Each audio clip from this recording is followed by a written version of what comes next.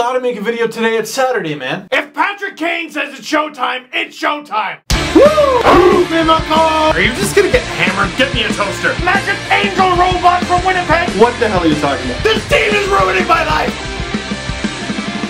Showtime. 2 game ones last night. Let's start with Chicago, Minnesota. The Chicago Blackhawks win 5-2 over the Minnesota Wild in game 1 of their round 2 series. And it just goes to show you the trend in these playoffs is so powerful that even the Blackhawks can't overpower it. And that trend is, do you have a lead of 2 goals or more? Not anymore, you don't. It seems like it's every game. It seems like it happens in more games than it doesn't. Blackhawks get up 2-0. Hossa Sod, little sexy connection. Like I meant the play they made to say, oh, whatever, they're beautiful, man. Could do without the mullet. But anyway, Minnesota outshoots Chicago 17-3 in the second period. If my numbers are correct, that's just not going to cut it. Minnesota ties the game up. Going into the series, we're like, oh, Chicago's so great, and oh man, Ilya Brizgal's going to get eaten alive. Well, apparently Minnesota came to play. Apparently, Minnesota is one of just 8 teams left in these playoffs, which apparently means they got a 1-8 shot at winning the cup. So counting out anyone at this point is probably a bad idea. And knowing this, Patrick Kane threw on his cape. Look there in the sky! It's a bird! It's a plane! In a Blackhawks jersey? Oh, it's Patrick Kane, flipping on the skill stick. Just a video game on skates. He's got better control of his backhand than a lot of players do of their forehand. Handles the puck like he's playing lacrosse. Hockey's answer to the And One mixtape, which hockey seriously needs, by the way. Get like Funkmaster Flex to narrate it, and then like all these cool graphics. Oh, up next we got Candy Cane, y'all! Just coming up to guys one-on-one and then dangling them out of their jock.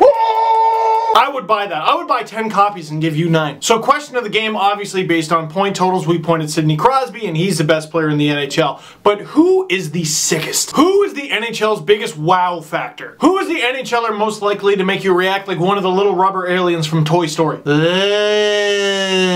There's lots of names out there, but it's gotta be Patrick Kane for me. Not that the Chicago play-by-play guys are bad, but I want to see Chuck Swirsky do it Hawks game. He does radio play-by-play for the Chicago Bulls now, but he used to do it for the Raptors. I just feel like he would really capture the excitement Patrick Kane brings. Onions, baby, onions! Sick, wicked, and nasty from Patrick Kane. Get out the salami and cheese! If you live in Chicago and you have the power to make this happen, do it for me. Because that would be amazing. Next one, the New York Rangers win 3-2 in overtime over the Pittsburgh Penguins in game 1 of their series. Actually, I think they're the first team to ever win 4-2 in overtime. They scored twice in overtime. One of them counted, the other one was celebrated. Good way to divvy it up, I guess. And another example of a 2-goal lead not being safe. Rangers get up 2-0. Look at how good the Rangers are. And the Penguins teams come right back. They did this against the Flyers too. Imagine how good the Rangers would be. Imagine how good any team in these NHL playoffs would be if they could just get a lead and hold it. Pouliot and Richards each score their third. Rangers looking pretty. Just like Sod and Hossa. Then Lee Stempniak, remember that name, Leaf fans? And James Neal answer back for the Pens. Because the Penguins, pretty good at that scoring thing. After that, it's just madness. Fleury flashing the leather. Lundqvist flashing the leather as well. And finally, Derek Brassard roofs it. And no, why am I the only one celebrating? Then he gets the puck back and assists Benoit Pouliot in his goal. Derek Brassard with an unprecedented goal and an assist in overtime. After that, he should have just fought one of the Penguins, get the first ever overtime Gordie Howe hat trick. Derek, why did you do that? That just seemed like a rare opportunity, and would you blame him? I wouldn't blame him. 2 things though. 1, Marc-Andre Fleury. I like to make jokes on Twitter. We like to have fun around here, and of course I took the easy one saying, wow, leave it to Marc-Andre Fleury to allow 2 goals in overtime. Seriously though, he's not the problem. Oh, he was flopping around like a fish on the OT winner, but the fact of the matter is that game doesn't even get to overtime without him. And I just look at the Penguins and I'm like,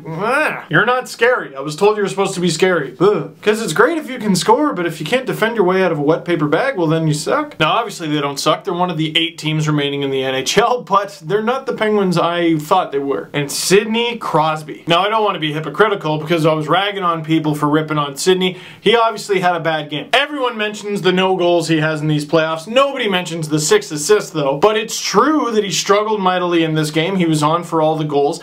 And he looked terrible on at least one of them. But rather than rip him, I'm just gonna throw this out there. Is he hurt? Like every playoffs it comes out that some player was crazily injured and just didn't mention it because it's the playoffs. Like last year, oh, Patrice Bergeron's got like a broken everything and he sold his liver in a parking lot or something. That was ages ago. I wonder if when these playoffs are over for the Pittsburgh Penguins, whenever that happens to be, we find out, oh, Crosby's got a bum knee or he's got a busted hand or something. He's got no swagger. He looks tired.